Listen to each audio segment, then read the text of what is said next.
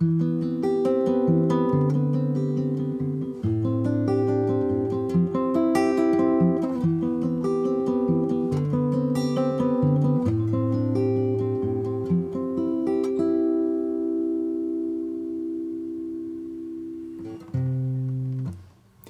my name is Max. I'm a guitar teacher and a composer. Today I wanted to talk a little bit about a topic we could call harmonic beautification. It's a funny way to say it. Maybe making chords sound pretty, taking simple things and sophisticating them a little bit. The thing that we just listened to there was actually this chord progression, C, G, A minor, F. So like the most basic chord progression in the world. Not basic as in bad, it's fine, completely fine. And there's all sorts of pretty ways to play that kind of thing, you know, in a more traditional style. But I thought it would be a good example of how we can take something so relatively simple and do something with it. So the basic premise is I've not altered the qualities of those chords at all, meaning it's still C major, it's still G major, blah, blah, blah. I've just added various extensions to them, color tones to them, and then put them in various inversions. Well, a couple of the chords are inverted, and then you get that sound. So I'm a big advocate of knowing what you're doing musically. I mean, depending on the kind of sound you're looking for. If you're looking to get this kind of sophisticated sound, it can help to really know what you're doing. What I mean by that is understanding the theory behind some things. I'm not going to go so deep in the theory right now, but I will touch a little bit on it about what's required to do something like this. So to start with, I know I'm in the key of C, and that lays out the chords in my mind as far as the numbers are concerned. If I'm playing C, G, A minor, F, I'm thinking 1, 5, 6, 4. If you're unfamiliar with that kind of numbering system, you can just look up the number system music in YouTube and you'll find it, or Roman numeral analysis, you'll find it that way too. It's just a way of numbering chords within a key so that we can make more generalized, have more generalized insights about things rather than note specific. Rather than saying it must be about C, we can just say it's the 1, because then that could be the 1 of any key rather than having it be just C, which is of course the 1 of the key of C. So when I have them in numbers like that, because I've studied all sorts of configurations of those numbers, meaning what kinds of extensions, what kinds of upper chord tones, 9s, 11s, 13s, 7s, can you put on various numbers within a key, well, then when I hear about a 1 chord, all sorts of ideas occur. Well, I know it can have a 7, a 9. You can put an 11 on it if you want in certain cases. You can put a 13 on it or make it a 6 if you want to call it that way. I can suspend the chord either for a sus2 or a sus4.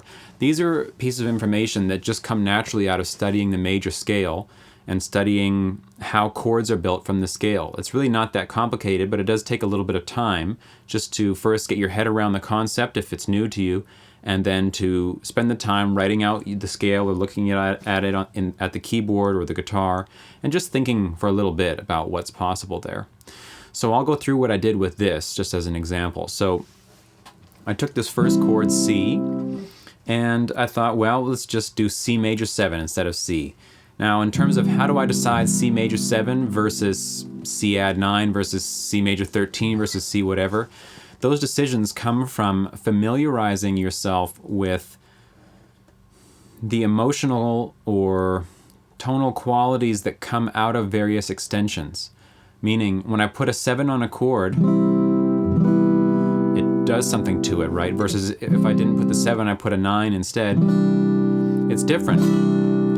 The 7, the 9 feels different from the 7. In an important way. In fact, all extensions, of course, have their own feeling state associated with them, their own emotional coloring. And then we can mix and match those emotional colorings to create all sorts of very nuanced sounds. So I think being quite familiar with and specific about the extensions you place on chords is good, rather than just grabbing anything, just saying, oh, C major 9 is fancy, it's got a bunch of notes in it, let's put it down. Do you like the sound of the 9? Do you like the sound of the 7? You know, do you want to still have a 5 in there? Do you want to have a 3 in there still? These kinds of questions are important because those little shading differences make all the difference in terms of subtlety, at least in my experience. So here I went for straight major 7, C major 7 chord. If you don't know how to build a major 7th chord, that's something that can be easily found online as well in many, many places. And then instead of playing it in root position, I put it into first inversion, which means that the third of the chord is in the bass, not the root. So instead of this sound, we get this sound, which this ordering of intervals is particularly gorgeous, I would say. It's a very nice voicing to know on the guitar. Fret-wise here, I'm on the A string, and I'm playing 7, 9, 5, 8. In terms of numbers of the chord, the scale degrees for that chord, that's the 3rd, the 7, the 1, and the 5. The next chord was a G chord, right? So, looking at my bass note here, I decided, well, let's just drop from this bass note, the 3rd of the C chord, down to the 5th of the G chord, which is right here. You know, it's only a whole step away, so that could be nice. And thinking about how to decorate a 5 chord is sometimes tricky, well, depending on who you are, because putting a 7 on a 5 chord creates a dominant 7th. And to my ears, sometimes I'm not looking for that kind of sound. It's a little bit too hokey in a way, you know, not hating on dominant 7th chords. They have their place in many areas. I love them. But here, it's a little bit out of the feel I'm going for. So, if I don't want to use the 7, what extensions are available to me? That's something to consider when studying the major scale. What extensions can you place on a 5 chord? Well, in this case, I decided to put the 4 in it, which is not the most common thing to put in. You can call it the 11 if you like, maybe a G add 11 or a G add 4 chord. What happens there is that if I'm in G, or I have a G chord, the 3rd of it B, and the 4th C are a half step apart, right? So you get this sort of thing. So that's a specific kind of coloring that I know from experience that I like in certain situations. I only know it because I've played it many, many times and listened to it, and then I've mentally categorized it as something. So here, I've got 5th in the bass for the G, that's a D note. Here I've got a B, which is the 3rd of the chord. I'm actually using a visual root note here on the 10th fret of a G. That's how I'm seeing this, although there's a root note right here as well. 5th fret of the D string. Either of these could work for finding these numbers. So here I've got the 5th of the chord, the 3rd of the chord, the 4th of the chord, and the 1. So you see I've got this half step going between the 3 and the 4, which I also had in the C major 7. In this chord, it was 7 and 1. In this chord, it's 3 and 4. So it makes for a really nice voice leading, meaning the smoothness of the chords. This chord is almost identical to this chord, save one note. From here, I went to an A minor. Well, the A minor is the original chord we had down here. And I use this voicing. I've got a root note in the bass, the flat 3rd of the chord here, the 11, and the flat 7. So I would call this chord an A minor 7, A minor 7 add 11. I've got no 5th in the chord, but that's standard. You know, if you study your extended chords for any length of time, you'll see that people routinely, especially on the guitar, routinely drop the 5. That's just because the 5 of a chord doesn't add that much color. And it's also one of the strongest harmonics present in the root note, so it's kind of there by default in a certain sense. So this chord then shares the same top note as the previous 2 chords. So again, choosing the colors for this chord, I know that I wanted the 11 in the sound because the 11 from past experience fits with the vibe I'm going for here, but I didn't want the 9 because the 9 can make it a bit dark in a certain way. It sounds very pretty, but I just didn't want it in this case. Something simpler, more open, less jazzy sounding. So I had the flat 7 and the 11, and then the minor third. And then on the F chord, I'm just looking at an F root note here on the A string, and then I've got a major 7 sus2 chord. So that's 1, 5, 7, and 2, or 9. No third in the chord. Very pretty sound. Again, do I just know that spontaneously? No, I've played the chord a billion times in a billion different configurations. That's how it happens, right? You just practice a whole bunch of chords, you experiment with different voicings, and then you categorize them mentally or on paper or whatever as you go. And you just start to find patterns, sounds, areas of the key that you like, the way that they go, the way that they fit together well.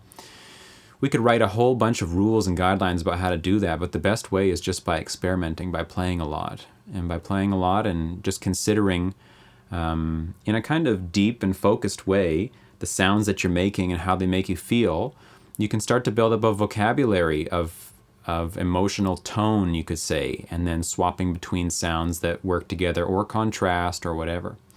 So to review those chords, that was C major 7, first inversion. I'm on the A string, 7, 9, 5, 8. That's the fret numbers in tab, you could say. The next chord was G major, add 4, call it, or add 11. Second inversion, that means 5th in the bass. Those numbers, as far as fret numbers go, A string, 5, 9, 5, 8. Third chord was the A minor 7, add 11. I got an open A string for my root. On the D string, I've got 10th fret, 7th fret, 8th fret. And the last chord was the F major 7 sus2. I got my root note on the A string, 8th fret, 8, 10, 9, 8. So that's how we go from something we would generally consider to be quite plain to something more sophisticated. If you like that sound, I'm not saying that the plain sound is bad at all. I quite like it, especially in certain circumstances. But a lot of the time when I'm composing music, I find that the more complex, tense sounds just fit the emotion I like to create a little bit better. So that's a brief intro to chord beautification, harmonic beautification. Just by taking basic chords, adding extensions, but adding them in a way that is